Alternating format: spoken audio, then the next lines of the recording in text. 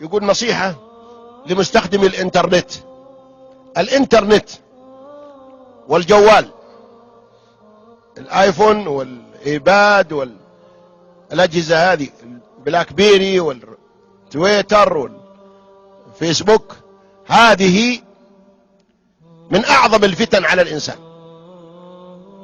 وقد أخبر النبي صلى الله عليه وسلم أن هناك فتنة اسمها الدهماء في آخر الزمان، والعلماء ما يدرون عنها.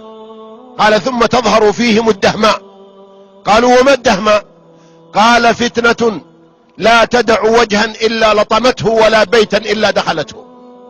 كان العلماء يقولون عند الحديث هذا: الله أعلم بمراد رسوله.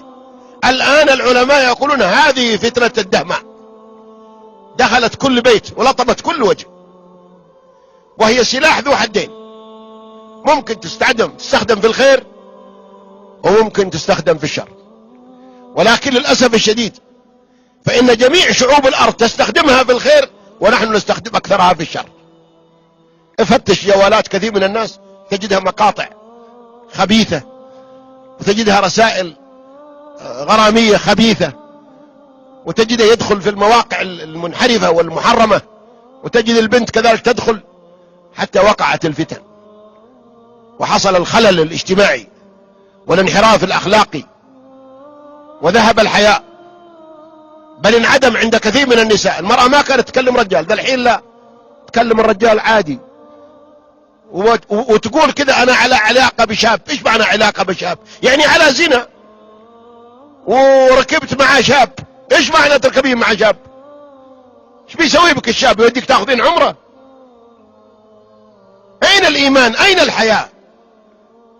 لا إله إلا الله. لقد اخترقت أعراضنا وأخلاقنا بسبب هذه الوسائل. ألا فليتق الله كل إنسان، وليعلم أن الله يراه وهو في الليل في غرفته على الإنترنت، يدور المواقع الخبيثة علشان يراها. ما أحد يراك لكن الله يراك. وإذا خلوت بريبة في ظلمة والنفس داعية إلى الطغيان، فاستحي من نظر الإله وقل لها: إن الذي خلق الظلام يراني.